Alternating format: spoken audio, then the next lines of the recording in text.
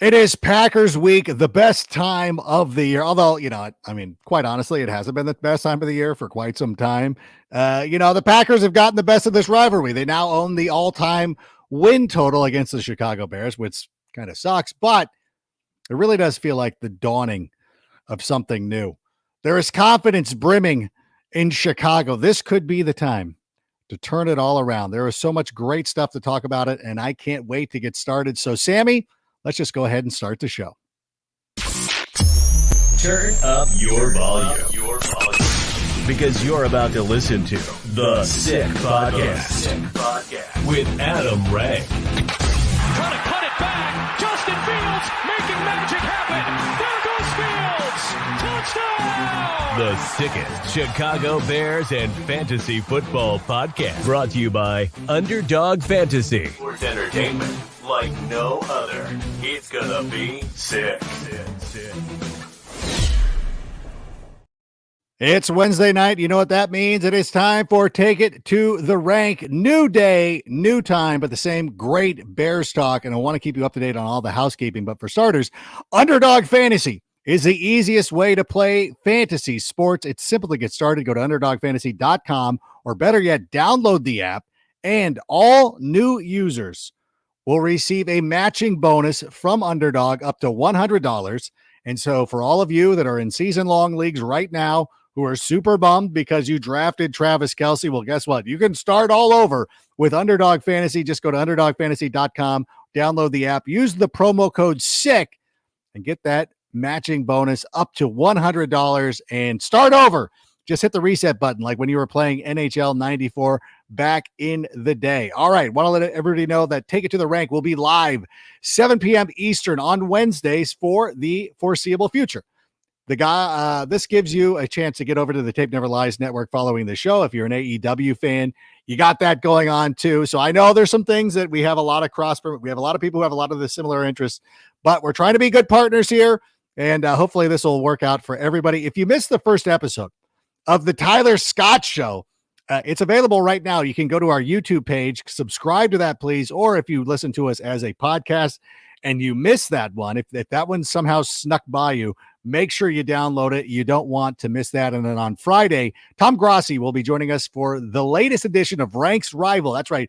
A little Friday afternoon pick-me-up to get you ready for the weekend. This week, obviously, it's the Green Bay Packers, so that's going to be a lot of fun. But right now, let's welcome to the show from foxsports.com, and more importantly, from Take It to the Rank, it is our friend. It is the great Carmen Vitale. Carmen, how are you living? I'm great. I'm in fact actually at the Fox Studios right now. No way. Yes, I'm on the Fox lot, and I'm just coming off of another podcast, which is something that was just launched by Fox Sports. I was the first in-studio guest of the NFL on Fox podcast. So if you want to check it out, wherever you get your podcasts, Dave Hellman is the host. So nice. It's a brand new thing for the season, for the 30th season of the NFL being on Fox. And yeah, I'm literally doing this from my dressing room right now. It's fun. I love it. Well, that's pretty exciting news. I know our friends over at foxsports.com. I know your boss, Kevin Jackson, Buck running it. I don't know if Brian Bartlett was helping you as well, but there's a lot of Brian Bartlett is on the show with Dave. So I know Brian very well. Yeah, it's a great team, and it's awesome that you were able to be a part of it. I would encourage anybody to go check it out.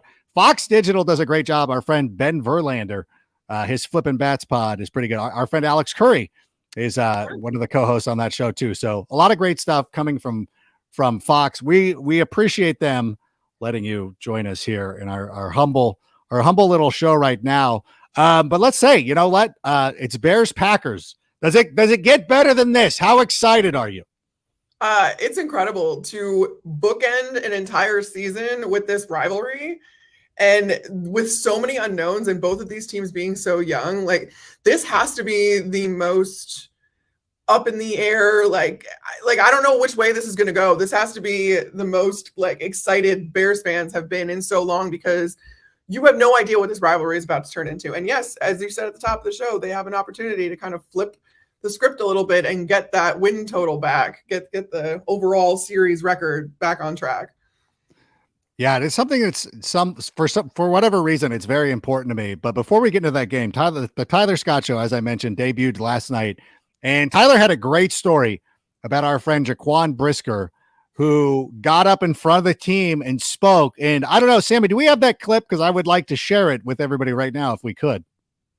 I said 12 wins, and I'm getting skewered on social media. The thing that hurts the most is when the people are like, I'm a Bears fan too, and even I find like you find this ridiculous. Why not the Bears?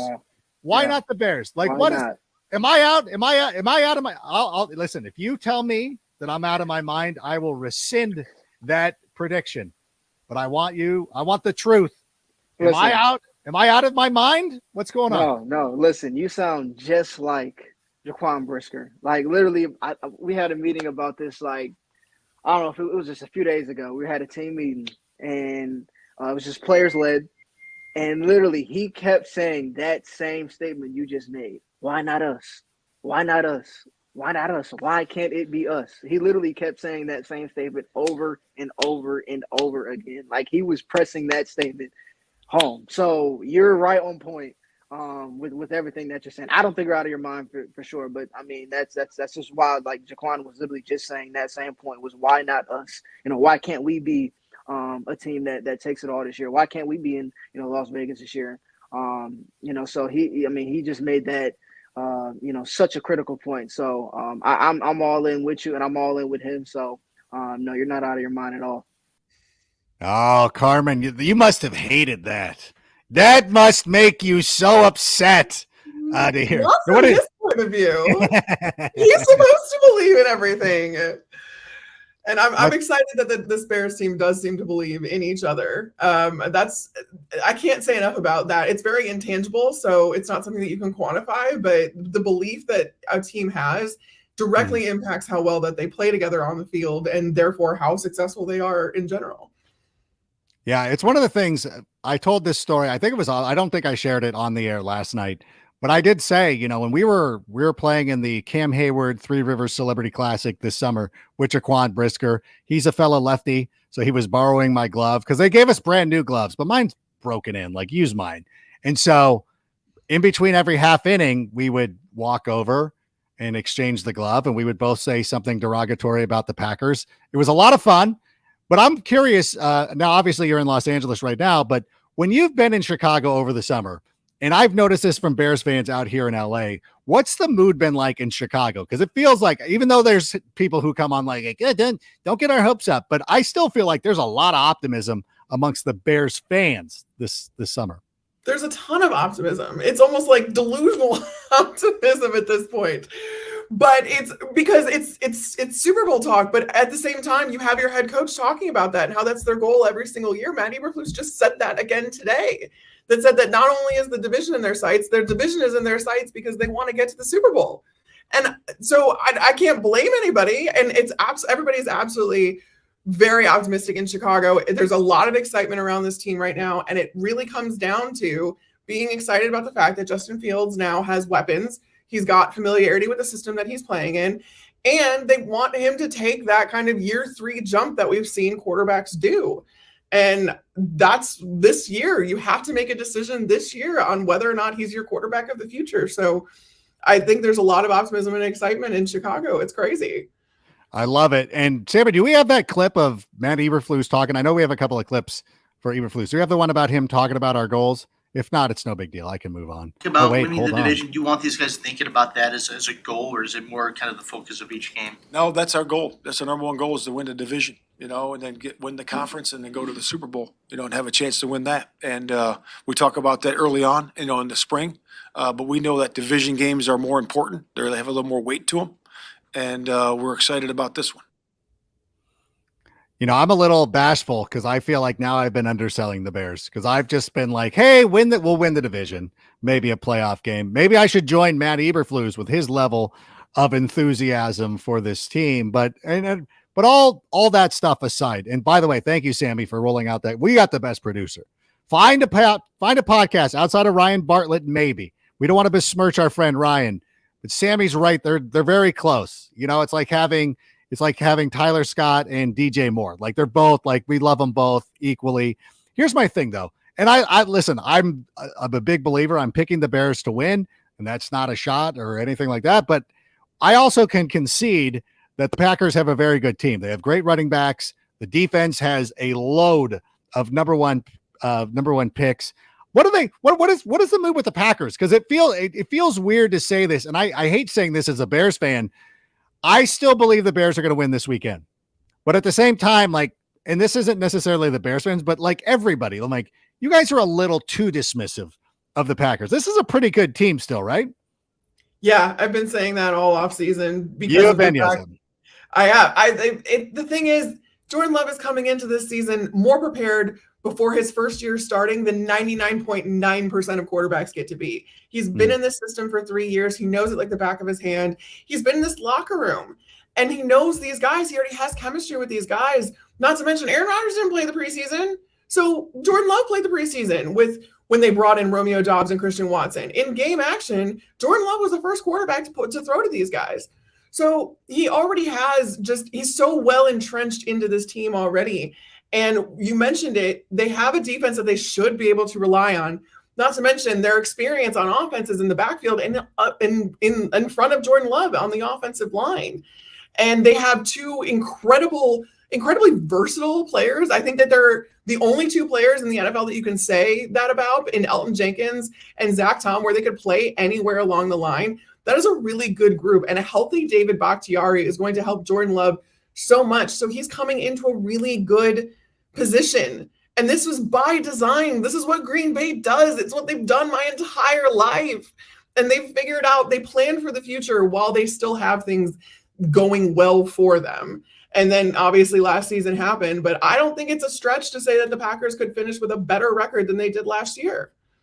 It's not a stretch at all. And I think that the way that the Packers look right now looks very similar to the 2018 Chicago Bears, defensive heavy, running the football. The quarterback is the biggest question mark. Jordan Love, like Mitch Trubisky, both those guys were first round picks. So they do have some ability. And so to me, it's very similar. I do want to say this though, the health of the Packers. David Bakhtiari did not practice on Wednesday. Christian Watson missed on Wednesday. Romeo Doubs didn't practice on Wednesday. Is this a concern, or is this something that's just getting rest during the middle of the week? Yeah, it's not a concern with David. I'm not sure if it was a veteran day, but he will have those veteran days built into every week of the season, given the fact that he's one of the best left tackles. He knows what the hell he's doing, and he needs to keep resting his body because he's not getting any younger. The issue or concern will be with Romeo Doubs and Christian Watson both dealing with hamstring injuries, because that's a relatively new development. They've been fine. And if they don't start against the Bears on Sunday, Jordan Love's first receiver is Samori Toure. That's not a knock on Samori Toure, but he's a guy that they've utilizing primarily on special teams. He's gotten obviously in the rotation. He is that third receiver. But I mean, I would also like to think that you're going to lean really heavy on your new tight ends, Luke Musgrave and Tucker Kraft. They actually utilized 12 personnel, the second most of any team behind the Seattle Seahawks last year. That's a very big part of Matt LaFleur's offense. So you're gonna have to utilize those tight ends and those running backs, man. Aaron Jones and AJ Dillon should be Jordan Love's best friends. And that's not to say that they shouldn't be his best friends anyway. So it's gonna be very interesting come Sunday if Romeo Doubs and Christian Watson can get healthy, because that's a new thing when no one was expecting that to happen. That was brand new. I was getting ready to do my homework for the Thursday edition of NFL Fantasy Live. I know that I've missed the last 2 days. Tuesday, my kids started school. It was the first day of school, my boys' first day of kindergarten. So I missed the show that day. Wednesday is my veteran day.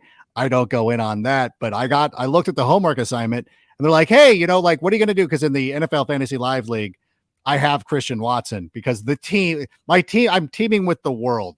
The world got input on my picks. I'm like, oh, I'd rather have Drake London, but whatever. I got talked into Christian Watson. Now he's hurt. That's how I found out. That's how it was broken to me. And I'm like, oh, he's a little bit injured. The Bears also practiced today. And again, Matt Eberflus was on the mic. And Sammy, do we have that extra clip of Coach Eberflus talking? A lot of new players in here, a lot of young players who have little or no experience with this whole Bears-Packers thing, right? And come Monday morning, win or lose, this town, we're probably going to overreact to whatever it is. How do you focus on this? How do you not make it bigger than it is to your team? Well, I think you have to state what it is. I mean, it's a heck of a rivalry, right? It's the best tradition, best rivalry in football, so you got to state that. That's a fact. The other thing is that, this is one game, right? This is the only game we can control, and we control one play at a time. This preparation for this week, playing against this opponent, this week one, so you got to micro it down for them too. And so that's how you win the game, right? You do it one play at a time and do it all the way through the game. So you just talk to them that way. One of the things that Tyler mentioned on the show Tuesday night was that they took a history lesson. This is something that the Bears take very seriously. How do you feel? Because I know, like, as a fan, I love it. I think it's a great idea. I love that the players are invested. And I told Tyler himself, I said, I love that every time that I see him, he's wearing Bears gear. He's very up to speed on the Bears history and the rivalry. Justin Fields seems like he's bought into this as well. Do you think this is good? I mean, I know, like, you shouldn't have a team live in your mind this much, but they are our first opponent. It's not like we're playing Minnesota and we're worried about the Packers. We're worried about the Packers while we're playing the Packers. Do you like the approach that Matt Eberflus has taken? Yeah, I think that anything that you can, I mean, there's the bulletin board material. It's now a metaphor because it's not, or whatever, because I don't think there's an actual bulletin board in most locker rooms anymore. But I mean, that is something that has been used over and over again across the entire league, of just that extra little bit of motivation, that extra little bit of juice. And it is built in with these two teams every single time they play. And so, of course, you're going to go into the history. Of course, you're going to go into how much these teams have hated each other forever, because it's a storied rivalry. This is why fans are fans of this game. I mean, these are two original teams that have gone at each other for a century. I mean, that's insane. And so, of course, you want to give your guys every ounce of motivation that they could possibly have to go out there and put on for the city of Chicago, because it is such a prideful fan base. It is a fan base that has stuck with this team through thick and thin, and ups and downs. And there's been a lot of those in the recent memory, but the Bears fan base remains extremely passionate. So that is, like, you want to give these guys more and more things to play for. And if you can get them to understand what they're playing for and what this team means to this city, that's the right way to do it. That's the way to get these guys amped up. I love everything about that. I'm curious, though, during your time working for Tampa Bay, was there a rivalry, be it New Orleans, I don't know, the Falcons, that Tampa Bay approach like this? Was there one thing, or was it just kind of like, yeah, and it's weird too, because Tampa Bay was in the NFC Central for so long that they really, like, it's newer rivalries with these teams. Was there anything like that in Tampa Bay that you witnessed? Yeah, no, because this is kind of a younger division. It was hard to say exactly who the rivalry was. I mean, when I was there, it was more the Saints, but that was due more to, like, Mike Evans and Marshawn Lattimore absolutely hating each other. Like, Mike Evans actually hates Marshawn Lattimore, and Marshawn Lattimore actually hates Mike Evans. Like, that's not a thing where they're going to, like, shake hands after the game and be like, oh, it's all love. No, there is no love between those two. And so I think that kind of ignited the fan base in general against the Saints. And, like, the Saints fans do tend to be a little bit more in your face than any other fan base in that division. But it was very interesting for me going to that team, because I had grown up in Chicago, grown up with this Bears-Packers rivalry. And I remember even kind of asking someone, like, am I dumb? Like, do the Bears or do the Bucks not have a rival? Like, who's their rival? Like, why don't I know who their rival is? And they're like, well, we don't really have one, like, in the sense of, like, Bears-Packers. So I think that's something that even Bears fans and Packers fans take for granted, the fact that you do have this common enemy. Like, not everyone has that. And so I think it makes it all the more fun too, to, like, play into when you are a player, because that's not the case at every single team that you're going to go to. Yeah, that's one of the I think that we've talked about this before, because one of my great ideas with the NFL is no divisional games in the first month of the season. Week 5, no buys until at least, like, week 8, but the first, like, week 5 would be the designated rivalry week, where you get the Bears Packers type of thing, Steelers, Ravens. And then somebody pointed out to me, and it might've been you, cause you would be keened into this because of this very reason. He's like, not everybody has this rivalry. Like, there's not LA, San Francisco. There's not like there's a lot, like, who's the Cowboys' main rival of the 3 teams that they have? The Eagles, probably the Eagles. Is it the Eagles? Right now. Yeah. Because it used to be the Commanders for the aesthetics of what their team name used to be. And so I think that was a big one back in the day. But yeah, the Bears and Packers is the only one that's lived through time. And it's lived through these two teams not being great at the same time. Like, it's hard to fathom a time when both teams, I mean, obviously they played in the NFC Championship game a number of years ago, but really, like, the Bears' best years were when the Packers were terrible and vice versa. And so it would be nice if both teams were really good and were able to battle and they were going for the North. And, Detroit, here comes Detroit, like, wanted, like, you guys, you're not. They want in on this. They want in on it. We're going to get you. Just go. No, nobody cares. Like, you're fine. Like, listen, you're the Lions. You just need to be there on Thanksgiving. That's all we need. Show up Thanksgiving morning, wear some cool uniforms, and that's it. That's all we want from you. Don't make Barry Sanders retire early. That's it. That's all that we need. That's a very small baseline. Every once in a while, you can be on Hard Knocks. It's fine. We don't need you to be good. It's not a requirement. You're fine. Not every team needs to be good. But in any event, moving on, the Bears did have their practice report come out this week. Jaquan Brisker, Eddie Jackson were listed as limited participants. The Jaquan Brisker thing is kind of been around all summer. And again, I saw him in Pittsburgh and he seemed fine. He was playing softball, so it was no big deal. Like, Kenneth Walker canceled the day of, wouldn't even make the flight for Cam Hayward.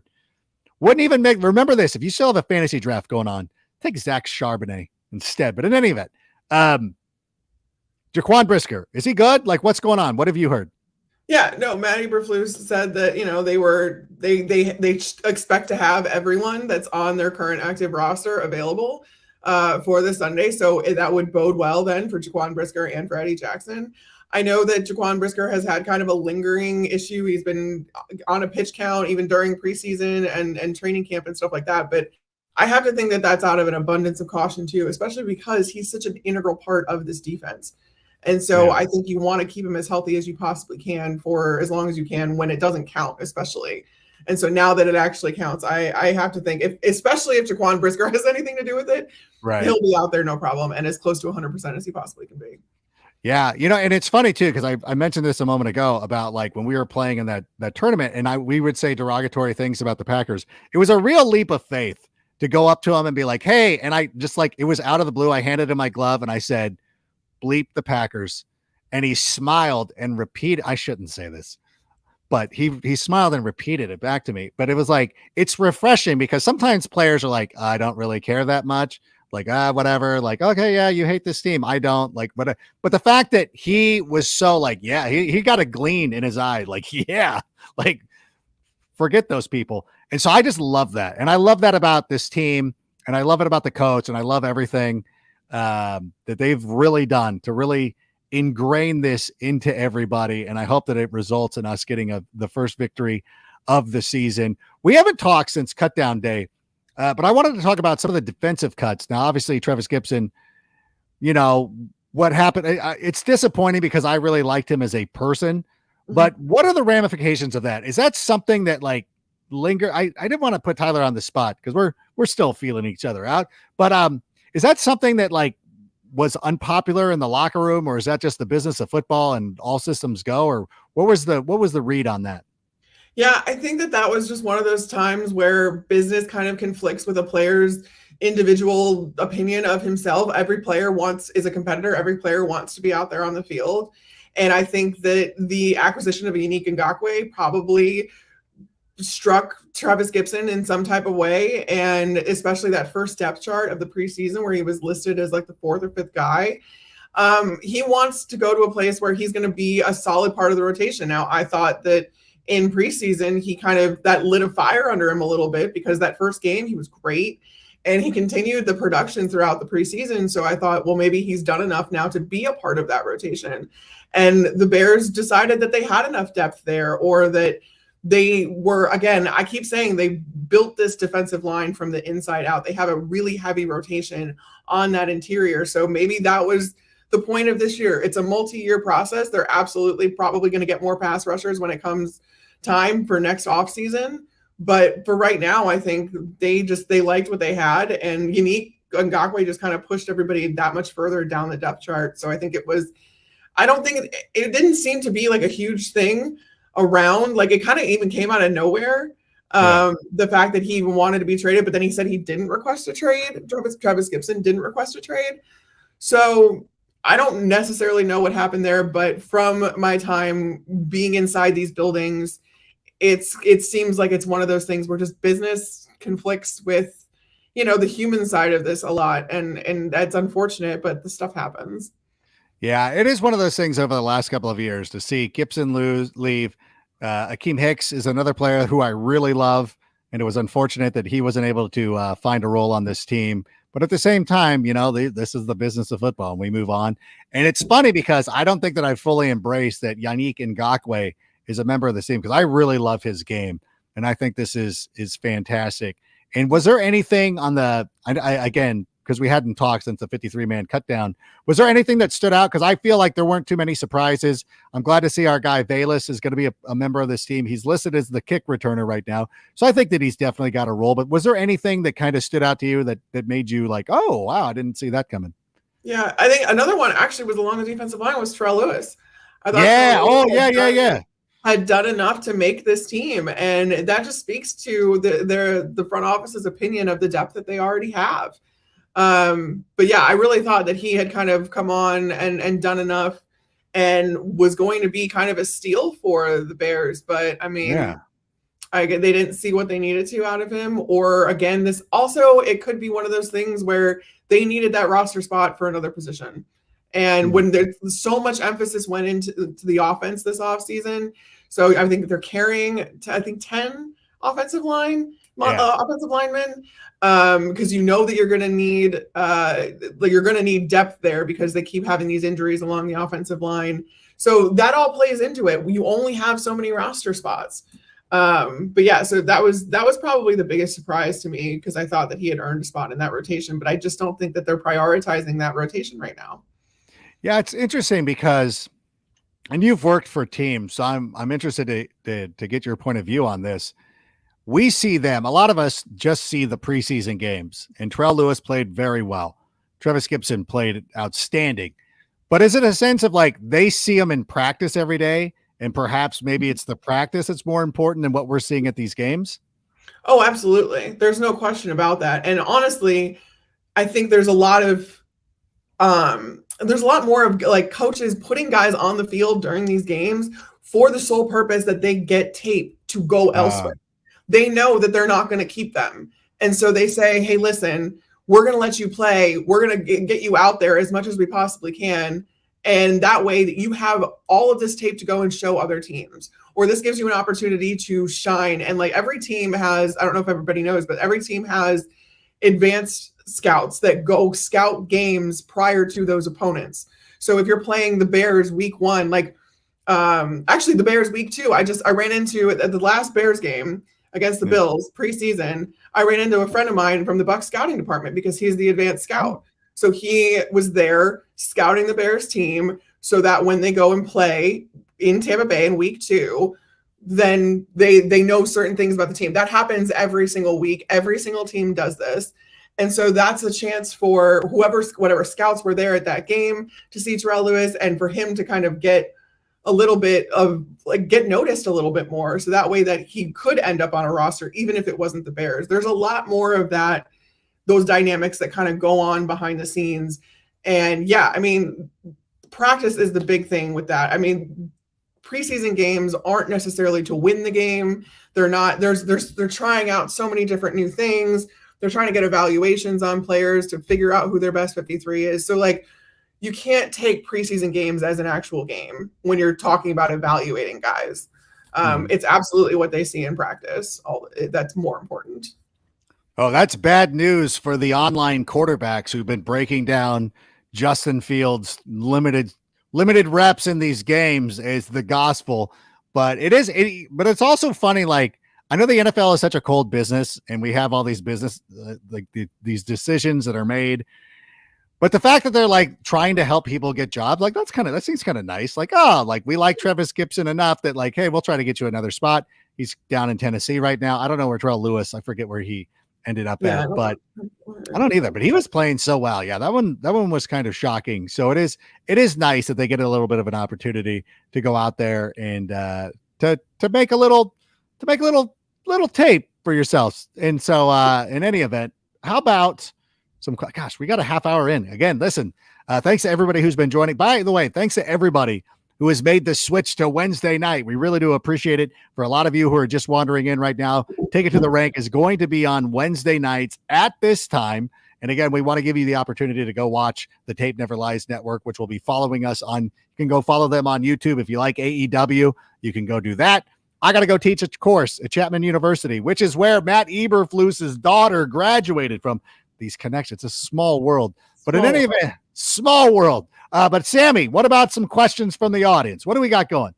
If we could stop the running game in the trenches, Love isn't going to be very busy. Do we have the defensive line personnel straightened out on our run defense? Yeah, that is one of the things, because when they talk about Unique Ngakoue, they're like people act like he just can't make a tackle, like he's a useless person against the run, which I don't think is correct. But how about that? Do you feel like we're going to be improved in stopping the run this season? Yeah, that's going to be, it might have to come from different levels of the defense rather than just the defensive line, because the defensive line, especially those interior guys, they're young. A lot of them are young. I mean, the Bears drafted multiple defensive tackles in this draft, and they're going to be part of this rotation. So you have to think that you want to lean on guys that have been there. And you like Tremaine Edmonds, excellent run defender. TJ Edwards, Jack Sanborn, like you look at that linebacker level more for this run defense and to plug those different run lanes and holes. So I have to think that it's the onus to stop the run is going to fall a lot on different levels of the defense, not just the defensive line, because there is a lot of inexperience up there. And again, I mean, I don't buy into the fact that Unique Ngakoue can't stop the run. I mean, he's a beast. He's a huge dude. And he's very powerful. And I just have to think that you wouldn't have gone out and signed him for as much money as you did without thinking that he could be a multifaceted player and do more things for your defense than just be a pure pass rusher. That being said, that is also the kind of the reason he was brought in. So I know Matt Eberflus is he's so insistent on stopping the run. Like that is a very foundational part of this defense. So they're going to figure it out. It just might not come from the guys that you think it's going to. Right. And that's fair. And one of the great things about the Bears secondary is that there are dudes who love to mix it up. They love to get out. Jaquan Brisker loves to hit. He loves to be in the box. Yeah. If such a thing exists as a box safety anymore, Jaquan Brisker isn't. No, definitely. And he's a big, like, you're like, gosh, you know, when you walk up to him, you're like, oh my God, I didn't expect him to be this tall. Sometimes you see these secondary guys and you're seeing eye to eye with them. And I'm like, oh, okay, this is a very tall individual. So, and him, and I think that Tyreek Stevenson loves to get loose. Kyler Gordon, like all these guys love to get loose back there. So I think that what we'll see from this team defensively is, okay, even if we're not the shutdown defense that we've been in generations past, I think there's going to be a lot of guys flying around the football. And I really loved guys like Mike Brown back in the day, who wasn't necessarily the greatest player, but was such a smart player and always seemed to be in the right spot at the right time. And it wasn't like it seemed like people, I remember, because, well, haters being haters, like, oh, that guy gets so lucky. You're like, it's not luck. Like, you don't make all those game change. Yeah. You don't make that many game changing interceptions without knowing what you're supposed to be doing on the football field. And that's what I'm really looking forward to. I think outside of Justin Fields and DJ Moore, the one thing that I'm really looking forward to is seeing this defense take a step, and nobody's talking about it. And it was so porous last year, really allowed a lot of points and a lot of yards, that they don't have to make up that much. They just don't need that. They don't have to be world beaters. But if they could be in the mind of like how Cincinnati plays defense over the last couple of years with Lou Amarillo, is that they weren't a great defense necessarily. Like, you know did I get it wrong? I blew that. You said Amarillo. It was funny. I thought that was the joke. I thought you were saying Amarillo. No. Whatever. This is, I deal a lot in fantasy football. Okay. Offensive guys got it. But when I got to start to get out of my depth, this is what happened when I was on Total Access, and they would look at me like, you don't know. Like, I'm like, sorry, I don't know. Like, I know Zach Taylor, Lou Amarillo, forget it. He's Amarillo. as far as I'm concerned. But they had that kind of opportunistic defense that would just come up and like, when you need to make a stop, they would make a stop. That's why they were able to beat the Chiefs all the time. They beat Buffalo. I want that kind of defense, and I hope that's what we're going to see out of Matt Eberflus's squad moving forward this year. All right, Sammy, how about another question? How many sacks for Yannick on Sunday? Listen, I don't want to get into numbers. I don't want to put some pressure on him. I just want to see him in the backfield. I just want his name called. I want, at the very least, Jordan Love to be making passes earlier than he wants to, because I think that's an underrated skill for a lot of people. Like, get up the field and make them. Listen, I know a thing or two about sports because I coach 10U soccer, my girls team, and I tell them, I'm like, hey, listen, you just run to the ball and make them get rid of it. That's a lot of times the main goal there. But what do you think, Carmen? What do you think? You're not going to put a total on this, are you? I feel like they're trying to get us into gambling. We can't be talking those kind of things. Well, not only that, but Green Bay's offensive line is good. It's very, very good. We already talked about how good Green Bay's offensive line is. And I don't think that there's a weakness on either side, like either tackle spot for the Packers. So I don't know where the sacks are necessarily going to come from for Yannick Ngakoue off the edge. But also, yeah, get in the backfield, disrupt Jordan Love's timing, his rhythm, his throwing motion, his dropbacks, any of that. If you can get to the backfield, that's all I need you to do. I don't need you to bring Jordan Love to the ground necessarily. But if you can interrupt him, he doesn't have the experience with live bullets to be able to compensate for that yet. So if you can get him off of what the coaches want him to do and all that other stuff, all the more better. So just disrupt Jordan Love at any point from any spot on the defensive line or anywhere else. Just try to get him out of rhythm. And that's going to be the key to this game for the Bears, I think. He's a tall player as well. If he can knock down some passes, I think, again, almost as important as sacks, getting your hands up, changing the throwing motion, knocking down passes. There's a lot of different ways that Yannick can interrupt a game. It's not just necessarily sacks. There's a variety of ways to make your presence known. That's the kind of thing that we want. I'm very old, so I remember years ago, and I know that these aren't the same type of players, but years ago, it had to be 92. Whenever the Cowboys got Charles Haley, who's a Hall of Famer now, like the way he changed the defense just in that first game against Washington, he was all over the field. He was making so many plays. You're like, gosh, like how did San Francisco let this guy go? I want that kind of play where it's not, and it wasn't necessarily that he was getting, I don't think he got I don't even know if he had a sack in that game, but he was all over the field and his presence was there. And I think if Yannick does that, then you're going to be very happy with the way it turns out for the Chicago Bears. How about another question there, Sammy? These have been great so far. Thank you so much. Do you think Justin will be more effective in the air or on the ground? Tyler and I were talking about this last night. We know that he can still run, and that is an asset in his game. And everybody knows this.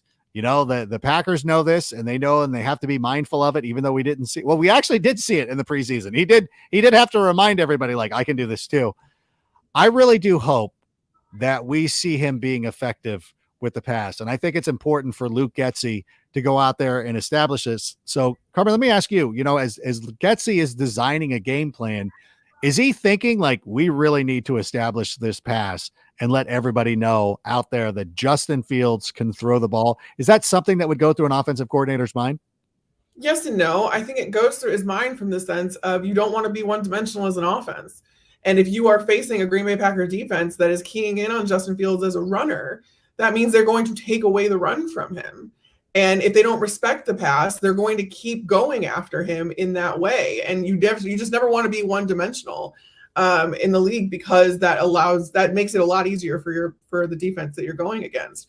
But I don't think that there's any sort of thought process to Luke Getsy being like, oh, we need to show everyone that you can actually pass the ball, that you're a quarterback. Like, I don't think they're worried about narratives. They're worried about opponents and how opponents react to them. And from that point of view, you need Justin Fields to take a step forward in this passing game. You need him. I talked to Andrew Tinoco, who's the quarterback's coach, just the other week, And he told me that, Justin Fields is making he's making quicker decisions. It's apparent that he understands this offense a lot better than he did. He's got a better command of it, but he still wants him to get better on those rhythm throws, those timing throws, the ones where he's throwing to spots where the guys aren't quite there yet. So you can't necessarily see them there yet. That's something that really good quarterbacks are able to do because it keeps defenses on their heels. So for Justin Fields' sake and for the sake of this Bears offense, they're going to need to get this pass game going a little bit more. But the uncertainty still now on the offensive line is concerning. They don't know who they're starting, where each guy is lining up yet. And we're at Wednesday of game week. So because of the injuries, because of whatever. So Matt Eberflus said today that they're trying out Lucas Patrick at center, Cody Whitehair at guard, but that might change in practice. He said they're going to kind of interchange it and see who reacts better to what position. But doing that on the week of the game is less than ideal because they don't have the reps there and all that other stuff. With the Tevin Jenkins injury, that just really threw a wrench into kind of everything for the Bears and what they hoped was going to be a season where they had continuity on the offensive line. Yeah, that's something that we talked about through the entirety of the offseason was that, hey, it's nice to know like this guy's playing here, this guy's playing there. I guess what I don't understand is that Tevin Jenkins moved to the left side, which is fine, and that's cool. Cody Whitehair was going to play center. We even established the fact that this is probably his best position. Why do you move him? Why? Lucas Patrick has the ability to play guard. Why wouldn't you just leave Cody Whitehair at center so that when Tevin Jenkins does return, you're not moving Cody Whitehair all around the offensive line. You're just keeping him at center. And we just got to fill a spot there at left guard. Yeah, I don't know that this bodes well for Tevin Jenkins' injury. What you're telling me is, you're not expecting Tevin Jenkins back anytime soon because you're now putting two guys out of position. Yeah. And I don't really understand that either. And Matt Eberflus today was literally asked that exact question, why not just keep Cody at center? And his response was, we're going to put the best five out there and the best combination we can. And they're still trying to figure out what that combination is. So I don't know the answer to that. It doesn't make a whole lot of sense to me when it comes to the offensive line. It's a position that I'm really interested in, that I've been studying for a long time. I've talked to a lot of these guys. A lot of my friends are offensive linemen. And I think continuity should be your goal above all else. And so I talked about it, I think, before on this show where at the Bucs, we had Ali Marpet go out for a number of games with a concussion. And the first thing the Bucs tried to do was just plug in somebody in Ali's spot.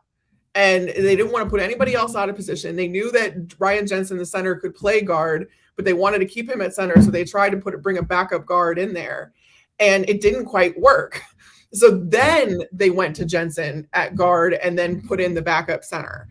But that was not their first choice. So I don't totally understand this line of thinking. But again, I'm not an offensive line coach either. So if this is what Chris Morgan, the offensive line coach, and Matt Eberflus and Luke Getsy and all the coaches have decided is the best course of action, then we'll just have to see on Sunday. But you're the trench girl. We need your insight on this. And so that makes a lot of sense. And it does bring in some concern about Tevin Jenkins. And obviously they made a trade with the Miami Dolphins. So maybe there is more to this than meets the eye. And the Bears, as much as Ryan Poles likes to talk, it's we're not hearing a lot about this. So I am a little bit concerned. And so that'll be something that we keep an eye on. And also want to let everybody know, listen, I see your fantasy questions. I will address those at some point, but we got Carmen here for a few more minutes. So let's get at least one more Bears question in. And if we could, Sammy, what do you think is the key for us to win the game? Jason believes, I think holding Green Bay's run game in check and making Jordan Love throw on our tough secondary. Hashtag bear down, baby. Jason, I think that you got the game plan. What do you think, Carmen? Yeah, we touched on it just a little bit ago where more than you need to force Jordan Love to throw the ball, you need to force him to throw the ball off rhythm. And you need to not let them kind of get that play action game going. I don't necessarily know what this offense is going to look like now that Aaron Rodgers is gone. I think a lot of the fact that, they had young receivers last year and we all thought that they were going to lean on the run game a little bit more. I think a lot of the reason why they didn't was because Aaron Rodgers was there. And now we find out what kind of coach Matt LaFleur really is, because he's got a fresh-faced quarterback who's willing to do what he needs to do to win these games and to tailor this offense to its strengths rather than how it's always been done. But you need to make sure that Jordan Love is uncomfortable at all costs.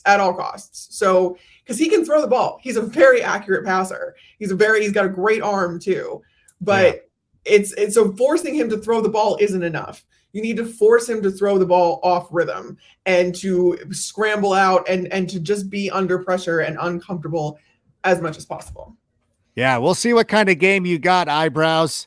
Let's see if Matt LaFleur, they kept flashing his record. Like, oh, look at his record in the first. I'm like, yeah, when Aaron Rodgers is having the best years of his career. It reminds me of the Adam Gase factor, who Adam Gase got 2 jobs because he got great seasons out of Peyton Manning and Jay Cutler. And you're like, okay, let me see if I get this straight.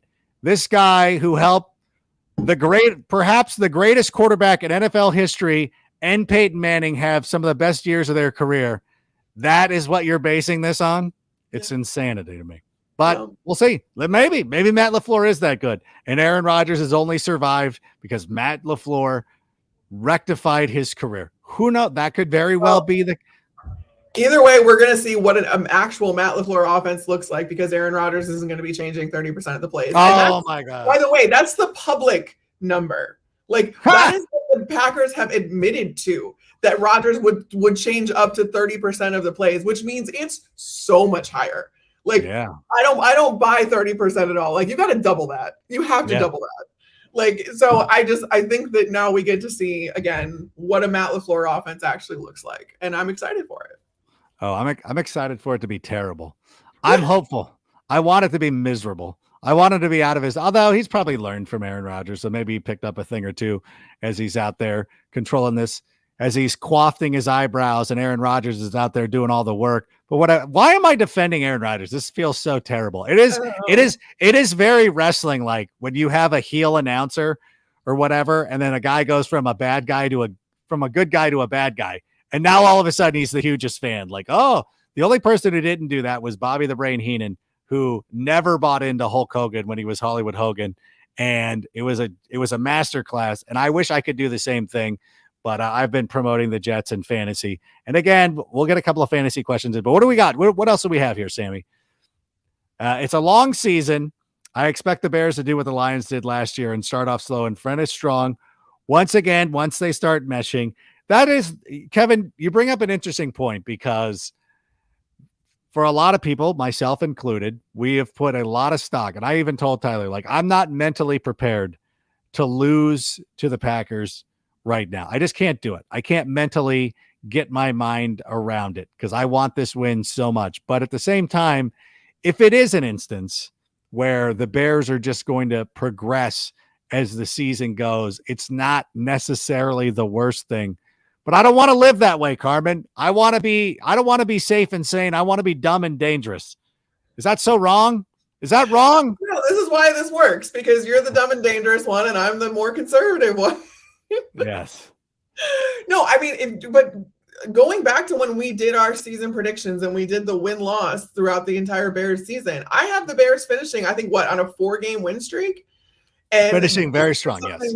That I've kind of seen, or I've been talking about all offseason, and that I could see is, yes, them having a very Lions-esque season, probably for different reasons than the Lions had it. But starting off slow, this is a very young team, and they've had a ton of turnover. So not only are the players themselves young, but the team has not been together for very long. So it takes a while to get used to it, and there's just no simulation for games. You can't do it. The preseason doesn't count. Like, it's not the same. So I think you learn a lot about yourselves in games, especially when you're game planning for opponents and when opponents are picking you apart and figuring out your weaknesses and all that kind of stuff. So I very much see a kind of a slower start to the season for the Chicago Bears, and then maybe them figuring some things out by the end of it that results in some wins. Yeah, I'm ready for that. And of course, I want to remind everybody that similar to last season, if you're in the Southern California area, Orange County specifically, we'll be watching the games at Rip Beer Company, the PCH location. And I anticipate it's the afternoon game. And so you got to have Sunday ticket to be able to see this game in Southern California, because both the Rams and the Chargers will be playing at the same time. Those will be the games that'll be on the Fox and the CBS. So you got to come down and join us there. And I anticipate like a lot of nervous people, as much bluster as we have, and as much, there's going to be a hype video that's going to come out tomorrow, hopefully, over the next couple of days at least. And a lot of things that will lend itself to the haters on Twitter saying things like, well, this aged poorly. Like, of course, like, cause that's just the way that I operate. Like, I don't care. Like, I don't think about playing it safe. Like, okay, like I've said a lot of things that have aged poorly. This aged like milk. Okay, fine. Like there's no joy in sitting here for me. And just like, all right, I'm going to believe. Call me Ted Lasso, cause I believe. And so that's the way that I'm going to go into this game and what I'm going to think about. So, I think that Kevin could be very much right. You could be very much correct that this team gets better, but I can't. Nope. That's not the way that I'm going to be. And that's not the way that I am going to operate. Speaking of that, can you stick around? Let me do a couple fantasy questions. I want your input though. Do you mind? Do you have anywhere to be? Yeah, I've got a little bit more time. I probably have like 4 or 5 more minutes. So all right. Yeah. No, I was tell you, I'm not the greatest fantasy analyst at all. That's perfect. That's exactly what we want. All right. Sammy, hit us with a fantasy question. We'll keep it quick. Adam, how do you fantasy question? Cole Kmet or David Njoku this week? David Njoku is going to be the guy that you want to play. We like Cole Kmet as a player, but we've talked about this on the show. He might not be the guy who catches the passes. We're going to have a healthy dose of DJ Moore. We're going to see the receiver or the running backs catching the ball out of the backfield.